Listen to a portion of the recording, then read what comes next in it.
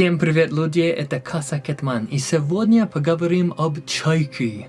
Hello everyone, it's Eric on Cossackhetman, and today we will be talking about Chaikas, or Zaporozhian Cossack warships from the 1600s. I'm very excited about this topic today because it is a far more concrete topic to talk about, as we have plenty of archaeological evidence, preserved finds, schematics, artistic depictions, and written accounts that all correlate and corroborate the history of these fascinating maritime vessels.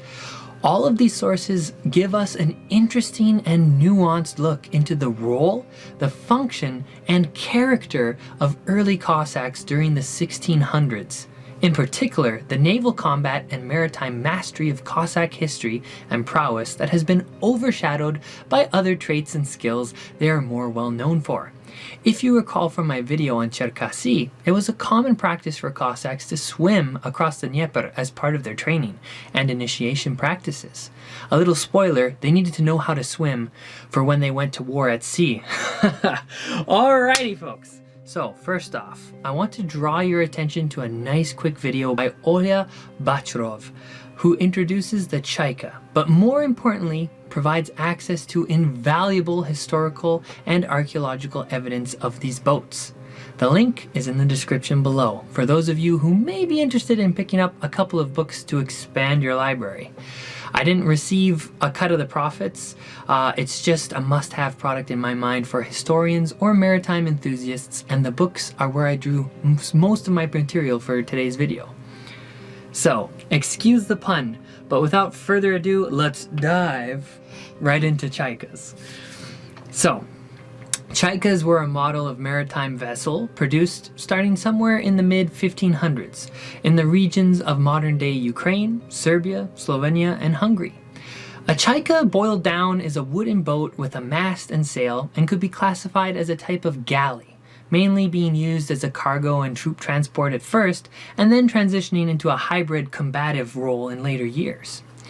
Zaporozhian Chaikas have been found and documented measuring some 18 to 20 meters in length, 3 to 4 meters in width, and 4 meters in depth. The bottom of these Chaikas have all been found to have been carved out of one single tree trunk, with the sides of the vessel built out of wooden planks. For protection from enemy black powder and cannon fire, reed bales were tied to the gunwales of the boat. Cossack Chaikas furthermore had 2 helms so that the boat never had to be turned around in order to switch direction. The rowers would simply turn around in their seats and even just reverse the direction of their rowing when under duress. These Chaikas were capable of carrying between 50 to 60 men and typically were outfitted with about 6 falconets, which are those small cannons that we see Cossacks use on their wagon forts as well during this period of time. Outside of the archaeological finds that allow us to now know this, Chaikas were well documented by Guillaume Levasseur de Buplan, a French army engineer, architect, and cartographer who served in the Polish army from 1630 to 1648. Now, the big daddy of the Cossack fleet was called the Baidak. Similar in construction to a cog, it was a Chaika on steroids and could carry a load of approximately 200 tons and was used frequently alongside a fleet of the smaller Chaikas in the Cossack military campaigns in the Black Sea. Now, this is where we depart from the straightforward evidence of what is a Chaika and explore the deeper question. How did the Cossacks use Chaikas? And what made Cossacks feared maritime raiders and pirates of the Black Sea? To adequately and succinctly answer this question, I have to unfortunately distill around 200 years of history. But for those of you with a penchant for reading and who would like to enjoy a great in-depth answer to this question, I've provided a link in the description below to a historian, Viktor Ostapchuk's essay that is 73 pages in length, and it explains the landscape of the Ottoman Empire's tribulations maintaining control over the Black Sea in face of Cossack naval raids. For all of the rest of you watching at home, buckle up, cause here we go! So, starting in 1615, which for most of you familiar with this channel and the series so far is very early Cossack history. There was a raid that was conducted by Hetman Pietro Konasiewicz Sakhadnachny on Istanbul or Constantinople. This is a huge deal, and it's going to have a 200-year impact on the region, so please bear with me as I show you how. Now, Istanbul was the capital of the Ottoman Empire at the time, which was an unimaginably massive and strong world power. Despite this, somehow a bunch of wily and probably heavily intoxicated Cossacks entered its harbor and burned it down before returning to their secret base. As a result of this wild and unimaginable success, it inspired subsequent raids in the following years of 1620, known as the Tutora campaign,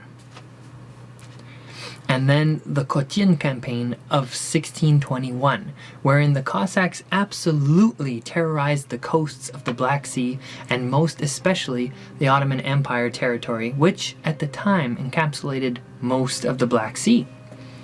You may remember from my other video that the Ottomans, the Polish-Lithuanian Commonwealth, and Muscovy were the three main powers Cossacks fought either with or against during this period of time, where they are trying to establish themselves as a nation known as the Cossackhetmanate. But, Eric, why did they attack this superpower in the first place?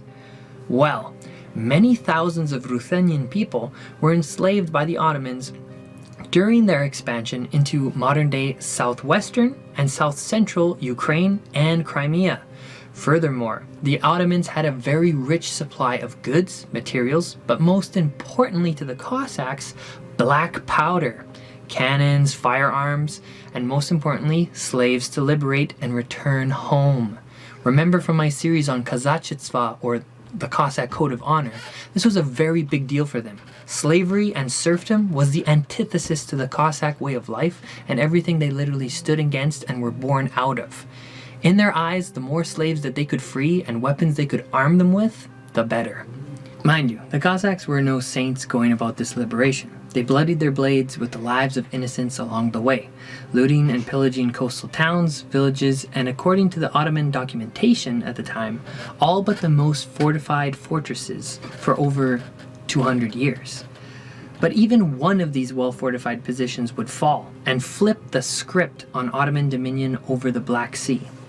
Now that I've teased it like 3 times, time to spill the kasha. So, remembering the raid of 1615 we just discussed, this was a humiliating defeat for the Ottomans, and as a result, Sultan Ahmed I, in his rage, sent a full fleet under Admiral Ali Pasha to crush the Zaporozhians in the middle of the Black Sea, who were on their way back home to Ukraine at the time.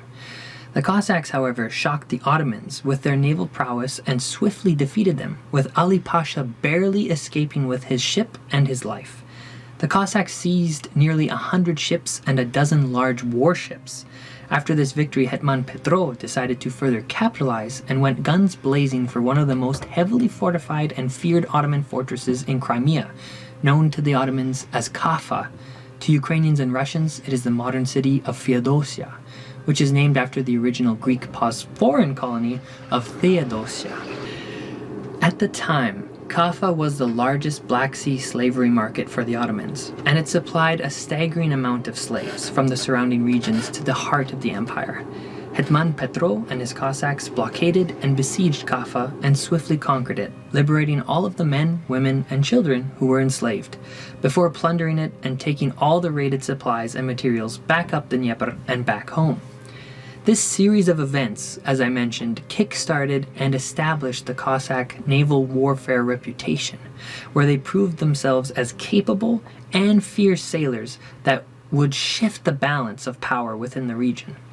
The Zaporozhian Cossacks were able to successfully attack strongholds and territories that at the time the Holy Roman Empire and the Polish-Lithuanian Commonwealth did not dare attack for fear of war and reprisal by the Ottomans. European diplomats stationed in the region even brought news of the Cossack raids to the west. For example, French historian Michel Baudier wrote, "The mentioning of Cossacks brings dread and terror to Constantinople." For the Christian West, the Cossack atop the deck of a Chaika was an important and deadly tool to combating the encroaching hegemony of the Islamic Ottoman Empire. So, for my final note for today, being that it's important to remember a Cossack was a versatile warrior, whether with their feet firmly planted on the ground, on the back of a horse, or within the cannonades of their wagon forts, or rowing hard across the rough waters of the Black Sea, the Chaika firmly belongs in the renowned historical arsenal of Cossackdom, alongside the Shaska saber, Obseledet's hairstyle, the uniforms, and horse tricks that so many people recognize today. As always, Sili Chestva, strength and honor, Baka.